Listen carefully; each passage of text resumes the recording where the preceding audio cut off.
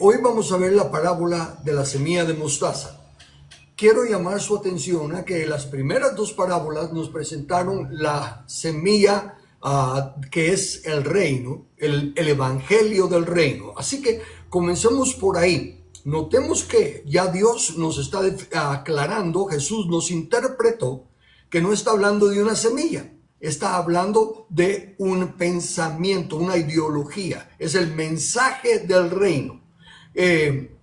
Y también aprendimos que el que siembra es Jesús y que donde siembra es en su campo.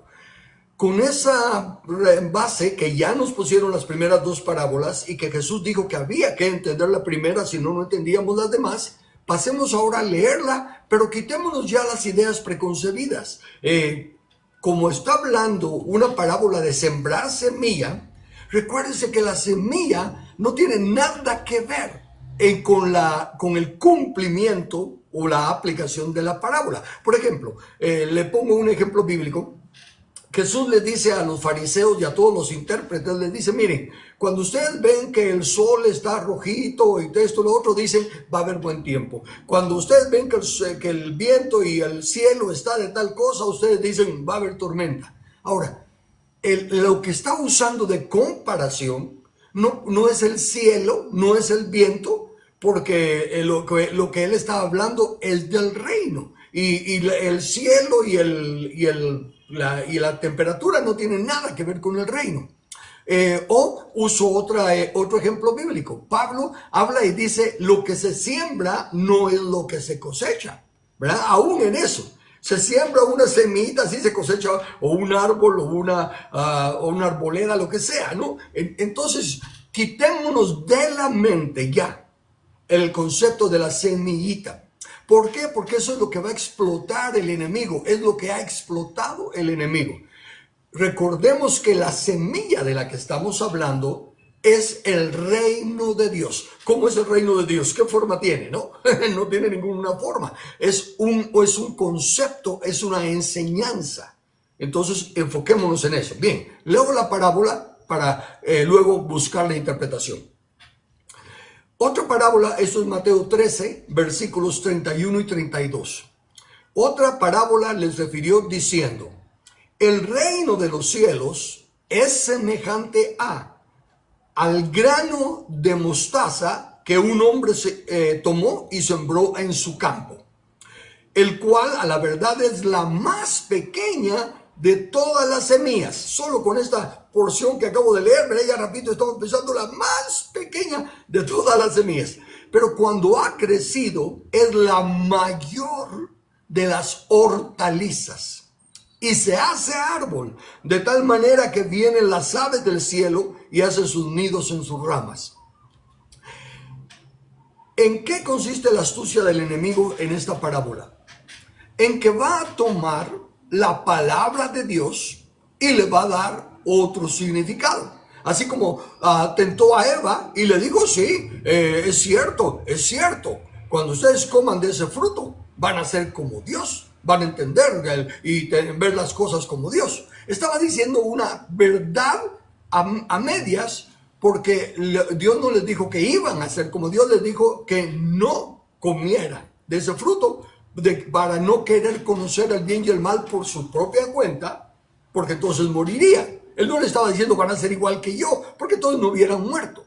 Pero usó, y a Jesús le dijo, oye, tírate desde este monte alto porque escrito está. Imagínense, el diablo citó las palabras de Jesús, escrito está, que a sus ángeles enviará para tomarte en sus manos y que tu pie no se golpee, no se tropiece. Citando la Biblia, pero fuera de contexto y dándole otra interpretación. Entonces aquí, cuando empezamos a leer la parábola, rápido ya el enemigo ha hecho tan grande daño que automáticamente nuestra mente ya tiene ideas preconcebidas. Es una semita así, pero después que la siembran crece grande. Bueno, vayamos paso a paso. Comencemos por recordar lo que ya el Señor nos enseñó. Un hombre tomó una semilla y la sembró en su campo. Ese hombre ya nos explicó que es el mismo Señor Jesús. Ya nos explicó que el mundo, el planeta Tierra, es el campo. Y aquí quiero que nos hagamos una pregunta. Es fuera del tema, no fuera del tema, siempre en el tema, pero fuera de la parábola. Porque hay cosas que ya están arraigadas en nuestra mente y cuando platicamos de ciertos temas, especialmente el tema de la política, porque estamos hablando de un reino, ya hay ideas preconcebidas de que no, Dios pone y Dios quita y nosotros no nos metemos y Él quiere o cambia, sino que ya hay un montón de conceptos totalmente erróneos, no tienen base bíblica. Pero el enemigo ha sido en su astucia el que ha sembrado el concepto. Entonces cuando vemos aquí y empezamos a hablar, fíjese, si Jesús está diciendo, y es él que lo está diciendo, no es ni siquiera Pablo ni Pedro, alguien que digamos, bueno, tal vez se equivocó, es Jesús mismo el que lo está diciendo, que Él es el que siembra la semilla, y que la semilla que Él siembra es el evangelio del reino, y que Él es el Señor, el dueño del mundo, por eso siembra esa semilla en su mundo. Si eso es verdad, ¿cómo podemos interpretar las mismas palabras de Jesús cuando Él dice, mi reino no es de este mundo? No vamos a pensar que Jesús es de doble ánimo o que no sabe lo que está hablando. ¿A qué se refiere entonces si tiene que mantener consistencia todo lo que Él está diciendo? Si es una verdad. Y ahorita nos está explicando Él su verdad. La semilla que estoy sembrando es el evangelio del reino, la palabra del reino. Y la estoy sembrando en mi propiedad, en mi planeta Tierra. Entonces, ¿en qué forma su reino, este que Él está sembrando en su planeta Tierra, no es de este planeta Tierra? Muy sencillo cuando dejamos que la Biblia interprete a la Biblia. Si Él está hablando de que su reino no es como los demás reinos que hay en la tierra. Los reinos que hay en la tierra son el resultado de la desobediencia de Adán.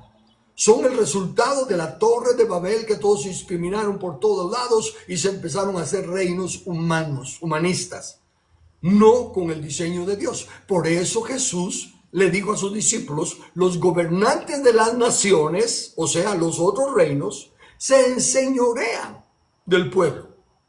Todos, en todos lados, aún en los países más cercanos a la verdad, todavía hay un nivel de enseñoreamiento de los gobernantes. Pero entre vosotros no será así, con vosotros no será así. Entonces está hablando no de que no va a haber un reino, sino que va a ser diferente, igual que como mi iglesia.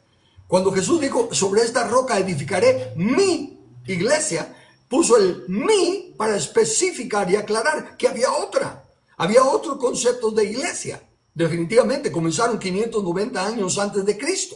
Pero Él no está diciendo, no hay iglesia, ¿verdad? Y yo voy a inventar la iglesia. No, Él dijo, hay iglesia. Ahí está el concepto, está la doctrina, está la ideología, está la forma de pensar de iglesia. Pero no es como la mía. Mi iglesia, y contra mi iglesia las puertas del Hades no prevalecerán. Ok, entonces, dicho eso, ahora sí pasemos a leer lo que nos está diciendo de la parábola. Dice, en primer lugar, de todas las semillas es la más pequeña. Basta agarrar como yo siempre hago, cuando me gusta tratar de entender de lo que estoy hablando antes de hablarlo, y entonces cuando hay algo que tal vez no está claro para mí, busco aún en Google, ahora ya en Internet, y me encontré esto en Internet. Dice así, la semilla de orquídea es considerada la más pequeña del mundo. ¿Ok? Es que tal vez en los tiempos de Jesús no sabía de las orquídeas, ¿verdad? No podemos salir a buscar ya excusas o para decir que Jesús dijo que la semilla de mostaza es la más pequeña y entonces no, Él dijo es como la semilla de mostaza que es de las más pequeñas o la más pequeña si queremos ponerlo así, pero dice es la más pequeña, pero no está hablando entonces de tamaño porque ya quedamos en que no es una semilla literal y no está hablando de número. ¿Qué otra forma se puede ser grande? Si no está hablando de número ni de tamaño. Me recuerdo que hace muchos años, ya no recuerdo si lo leí como un dato histórico o como una analogía. Pero no importa, si es un dato histórico fabuloso y si es una analogía fabuloso también. Y era el concepto de que Napoleón Bonaparte estaba tratando de colgar un cuadro y no llegaba, por lo visto, hasta donde estaba el clavo o donde tenía que poner el cuadro. Y uno de sus soldados se le acercó y le dijo: permítame, señor, soy un poco más grande que usted. Y Napoleón se volvió enojado y le dijo: un momento, más alto será, más grande no. ¿Sí? Ese es el concepto de grandeza que estamos hablando. No es el más pequeño en el sentido de tamaño, es el más pequeño en el sentido del entendimiento del mundo. Es la doctrina, es la filosofía, es el concepto de vida, es el concepto de reino más pequeño, en el sentido de que no le dan valor. El cristianismo, el enemigo ha hecho tal tarea que de todos modos lo hacen a un lado. Los cristianos son unos fanáticos religiosos. La religión es solo para las viejas chismosas. Y de todo nos dicen. El cristianismo es de los conceptos de menos reconocimiento por los mundanos. Y entonces hay muchas otras filosofías.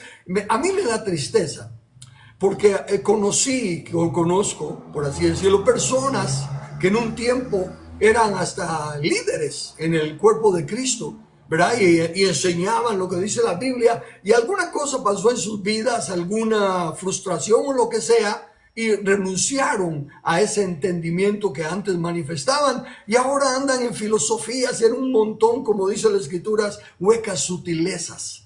Cosas que no se pueden comprobar, pero que hacen sentir más grande. Y entonces hacen más grande todas esas filosofías humanistas, como dice ahí la misma porción, según las tradiciones de los hombres y no según Cristo. Y le dan mucho más importancia a eso. Y cuando vemos debates como en el que tenemos ahorita en Guatemala con nuestro gobierno, cuesta entender cómo defienden lo corrupto del gobierno. Es comprobado que falsificaron firmas, que pusieron firmas de muertos, y todo lo que está comprobado y declarado, y todavía hay quienes lo defienden. ¿Y qué es lo único que nos ha detenido? El ministerio público. Que ella fue corrupta, que es mentirosa. A mí no me importa todo lo que digan de la cosa. El punto es que está haciendo lo que la ley dice que hay que hacer. Como yo ya he dicho, no importa si es el mismo diablo el que se para detrás de un púlpito y lee Juan 3:16. Y si alguna persona de las que lo oye lo cree, esa persona es bendecida y se salva. ¿Por qué? Porque es el mensaje, es la palabra lo que cuenta, no el que la está diciendo. Eso lo dije desde el principio de la parábola del sembrador. No importa quién siembra, la semilla es la que cuenta, que es la palabra de Dios. Entonces no importa quién está, si el que, pongámoslo de esta manera, el que está ahorita administrando el dinero en el banco es un ladrón, pero no está robando. Está haciendo las cuentas cabales y está entrenando las planillas cabales. Entonces, si está haciendo lo justo, no lo puedo yo juzgar o aceptar porque dicen que es un ladrón, porque dicen que esto, que lo otro. Yo miro que está contando el dinero y me está dando el dinero cabal. Entonces, está haciendo lo justo y lo correcto. Y el ministerio público está haciendo lo justo.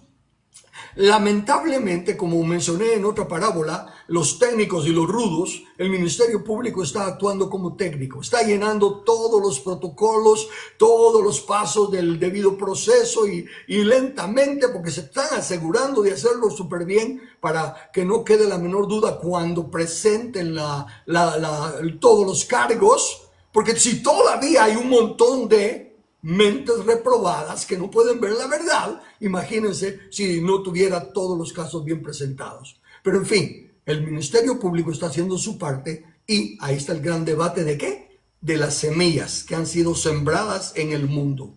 Los conceptos humanistas que predominan en muchos que no entienden el reino de Dios, como dijo la primera parábola Jesús, están cerca porque tienen cierto conocimiento, pero no están en el camino. Se han separado del camino y el diablo ha robado la palabra que se sembró en su corazón.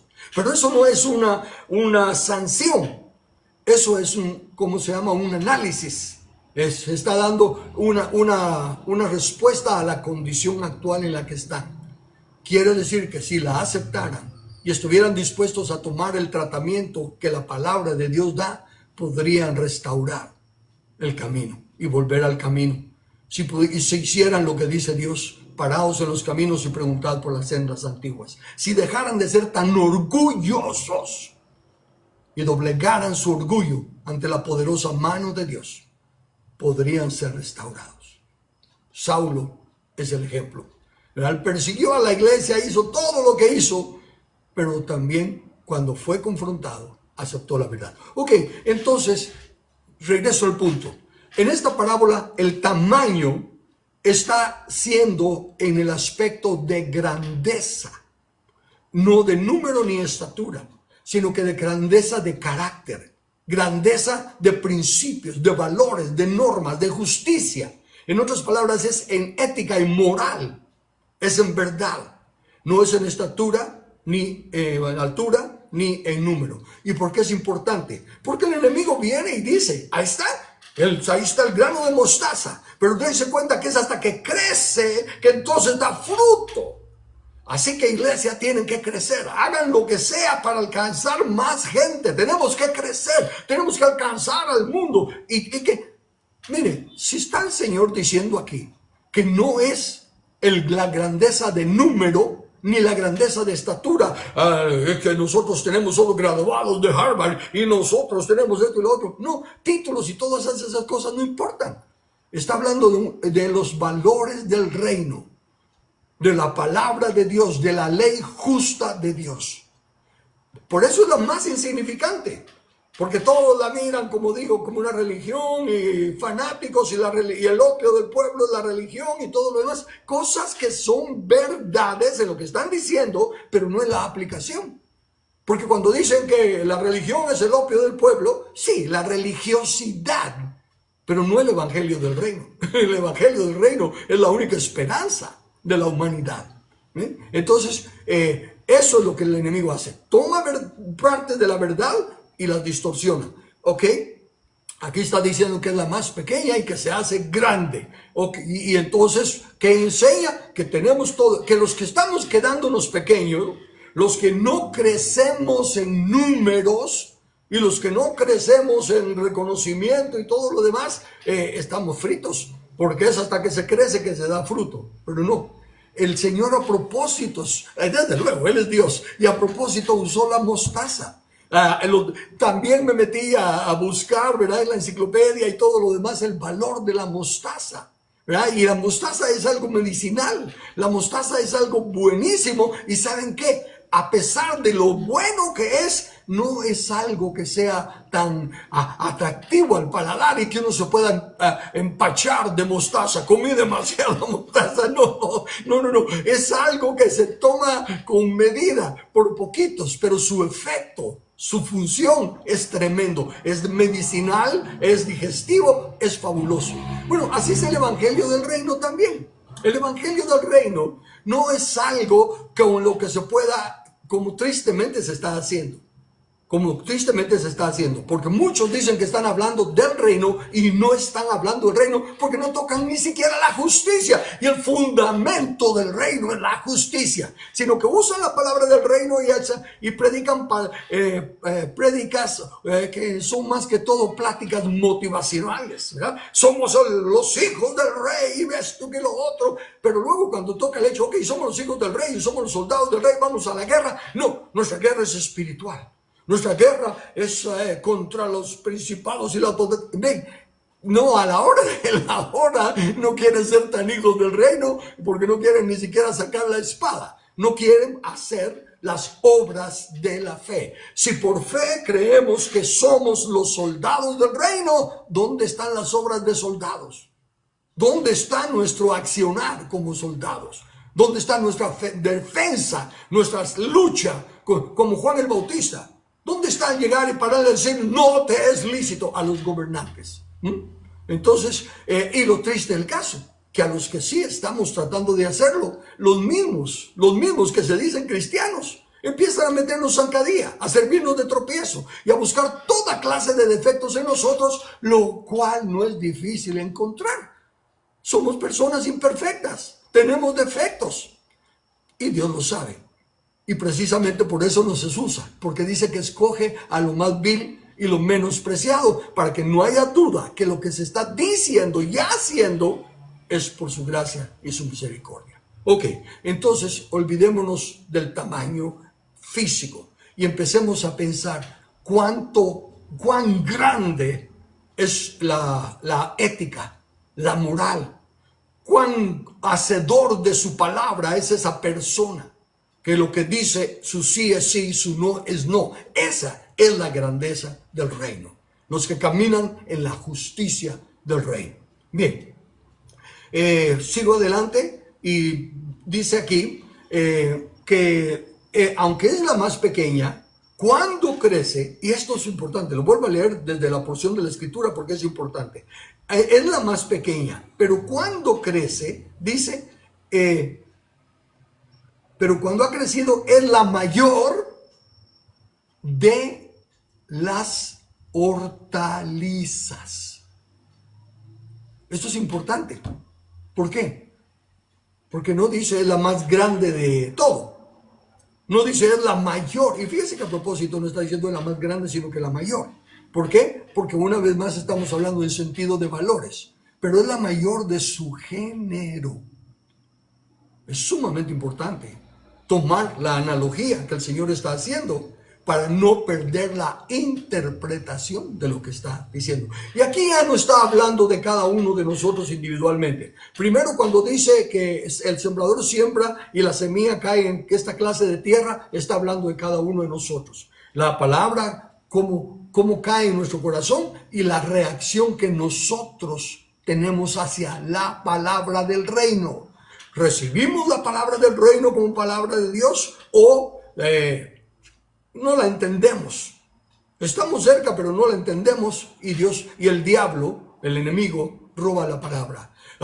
Recibimos la palabra del reino, pero tenemos muchos problemas. Es que entonces si tiene que ser política, a mí no me gusta la política, o si tiene que ser así de justo, a mí me suena muy legalista y eso no me gusta, o si tenemos espinos y abrojos, es que tengo tantos problemas, tengo que tratar esto y lo otro. Ven, somos nosotros. Eso fue la primera parábola. La segunda, ya Dios se enfoca en los que cayó en buena tierra y dieron fruto al 30, al 60 y al 100%, al 30, 60, 90. Bueno, ahí está hablando de personas. Se salió del individuo y ahora ya es el grupo de personas. Pero aquí ya no está hablando del individuo ni del grupo de personas, sino que del concepto, de la doctrina, de la filosofía, de las leyes del reino. Cómo ese gobierno de Dios comenzó como lo más pequeño. De hecho, en el libro de Daniel, contexto que de qué, de reinos.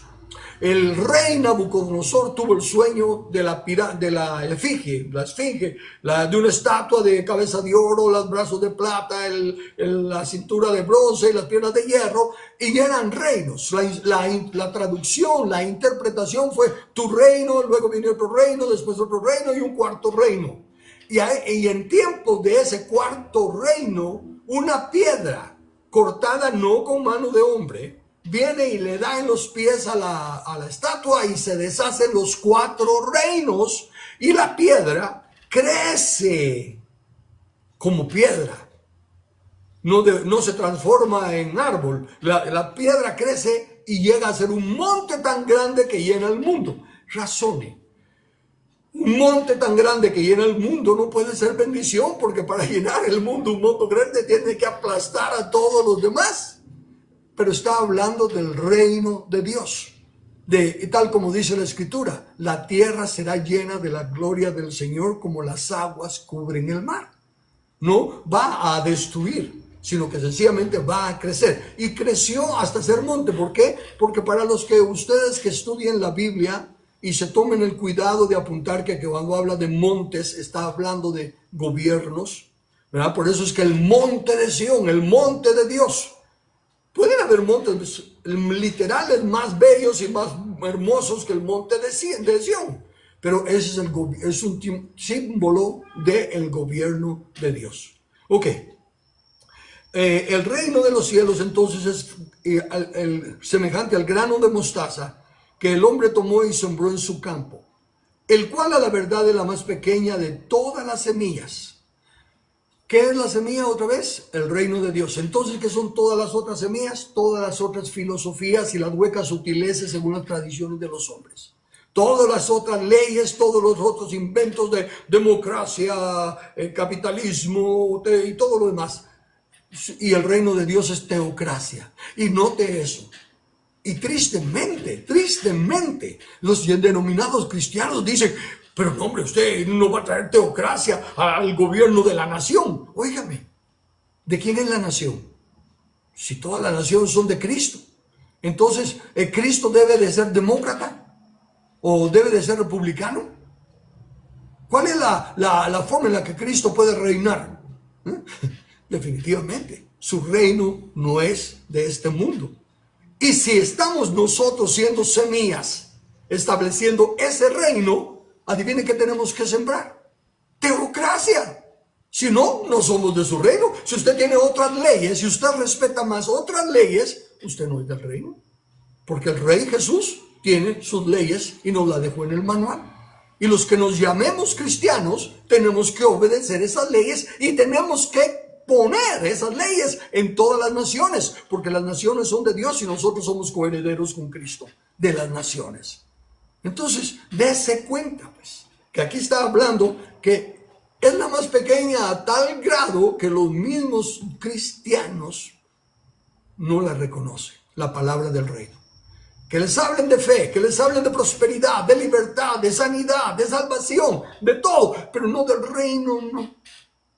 Entonces, como si hay que hablar del reino, el reino es milagros, el reino es sanidad, el reino es prosperidad, el reino están tratando de que la palabra de Dios encaje con la interpretación que ellos quieren, en lugar de reconocer que todas sus interpretaciones están en contra. Porque Jesús dice, el que conmigo no es, contra mí es. Y no importa las bendiciones que estén pasando, no importa las maravillosas buenas obras que se estén haciendo, si no se está estableciendo el reino de Dios y su justicia, se está contra el rey. Así de sencillo. Bien, entonces la astucia del enemigo consiste en imitar las cosas de Dios. E imitarlas tal como le dije, tírate porque está escrito que a sus ángeles mandará, y conocen Biblia y todo, pero la sacan de contexto y le dan otra interpretación. Así, por eso es que tenemos tantas denominaciones, porque cada denominación agarra el texto de la Biblia y le da su interpretación, y otra denominación agarra el mismo texto de la Biblia y le da su interpretación, y así es. Son las interpretaciones humanas, no el escrito está claro y sencillo como está, sin tener que estarle cambiando el significado. El campo, entonces, ya lo dije. Vayamos ahora al punto que a mí me interesa que quede muy claro en esto de la parábola de la semilla de mostaza. Pero viéndolo ahora, tal vez lo voy a dejar para mañana. Y mañana voy a terminar esto. Así que hoy solo me voy a quedar con lo que hasta aquí he dicho, pero quiero enfatizarlo una vez más. Razone, por favor. Jesús nos dijo en las primeras dos parábolas, la semilla es la palabra del reino. Luego nos dijo, el campo es el mundo y el Señor del campo es Jesús. Démonos cuenta de eso. No digamos, el mundo no es mi hogar, soy peregrino aquí en la mansión de luz. No, no, no. Era un canto, un coro, un himno muy lindo y todo, pero ignorando esta palabra. El reino es el mundo. Y Jesús está sembrando el trigo en el mundo. Y el trigo se va a quedar en el mundo, la cizaña es lo que va a ser quitado. Ahora nos está diciendo el gran problema que hay. Porque el enemigo, en su astucia, recuérdese que la meta del enemigo, ¿cuál es la meta del enemigo? El enemigo son las aves que se comen la semilla de la palabra del reino. No se comen otra semilla, no se come la palabra de salvación, predique todo lo que quiera de salvación. No se come la semilla de prosperidad, predique todo lo que quiera de prosperidad. No se come la semilla de liberación de espíritus inmundos, predique todo lo que quiera. Pero no toque el reino, no hable del reino. Entonces, en esta parábola de la mostaza, nos está diciendo el Señor, miren, el reino es así. Aunque es de los menos reconocidos, quizá entre las doctrinas, entre las proclamas, es el más pequeño. Comenzó con un simple carpintero. Comenzó con pescadores y gente muy poca preparada tal vez. Comenzó muy pequeño, pero ha ido creciendo. Y conforme fue creciendo, llegó a ser la más grande de su género. Llegó a ser la más grande hortaliza. A tal grado que Pablo dice, hemos llenado el mundo de sus días, el mundo conocido con el evangelio. Así llegó a ser. Que entre las doctrinas conocidas, entre las filosofías conocidas en ese tiempo, Pablo dice, ya lo hemos llenado todo. Y en todos lados ya hay discípulos, en todos lados ya hay creyentes. Desde luego, inmediatamente la astucia del diablo, al ver la hortaliza grande, duplicó su esfuerzo, triplicó su esfuerzo, puso todo su mayor empeño. No puede detener al reino, imposible. No puede derrotar al reino, las puertas del Hades no prevalecerán contra la iglesia. Pero sí se puede distorsionar y sí se puede engañar. Y lo que sigue en la parábola es precisamente el engaño del enemigo, la astucia del enemigo, y la forma en que, al igual que Eva, engañó a los creyentes para que fueran en contra de la palabra de Dios. Lo dejo aquí. Tal vez no es mucho, pero no sería suficiente tiempo y no quiero hacerlo a la carrera lo que sigue. Porque lo que sigue es la parte, el medular de esta parábola. Es la parte que la iglesia en su gran mayoría no ha entendido. Y no se da cuenta que aunque es sincera, los cristianos, que aunque aman a Dios, recuérdese, no se pone en tela de juicio la fe, el amor, la sinceridad, todos los buenos deseos del cristianismo. Hay personas sacrificándose por llevar adelante esa palabra de salvación, de perdón, de libertad y de todo lo demás. Hay héroes de la fe, digámoslo de esa manera. Pero en cuanto al reino, han caído en un engaño. En cuanto al reino, no han sabido discernir el engaño del enemigo y les ha robado esa palabra de su corazón. No les ha robado su cristianismo, no les ha robado su fe, no les ha robado su amor por Dios, su sinceridad, su creencia de que la Biblia es la palabra de Dios, pero sí les ha robado la palabra del reino.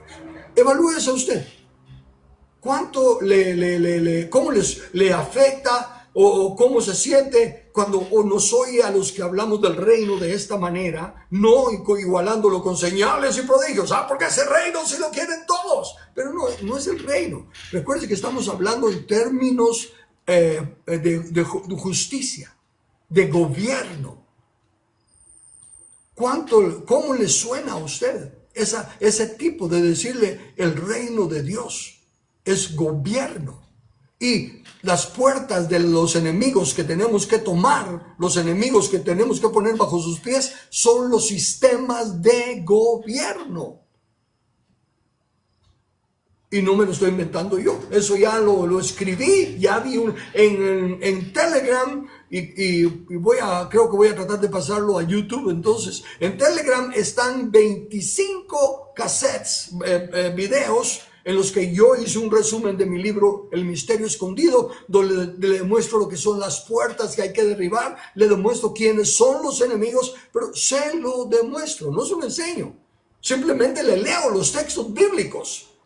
Y al leer en español y dejar de querer interpretar la Biblia, sino que dejar que la Biblia se interprete a sí misma, le demuestro que es el reino de Dios y cómo tiene que hacerse. Entonces, como comencé diciéndole, evalúese usted. ¿Cómo le suena esto de estar hablando del reino? Y que aparentemente estoy menospreciando la salvación, menospreciando la prosperidad, la liberación, la ayuda a los pobres y todo lo demás. No lo estoy menospreciando. No lo estoy menospreciando, pero sí lo estoy poniendo en su lugar correcto. Porque Jesús dice, busca primero el reino de Dios y su justicia. Y eso es lo que yo estoy haciendo. ¿Y por qué soy uno de los pocos que habla así? Precisamente por eso. Porque soy uno de los pocos. En cuanto a salvación, en cuanto a sanidad, a prosperidad, abunda. Pero ¿cuántos están tomándose el tiempo de ver el sistema de gobierno de Dios? Muy bien, lo dejo aquí. Preguntas o comentarios en esta primera parte de lo que habla.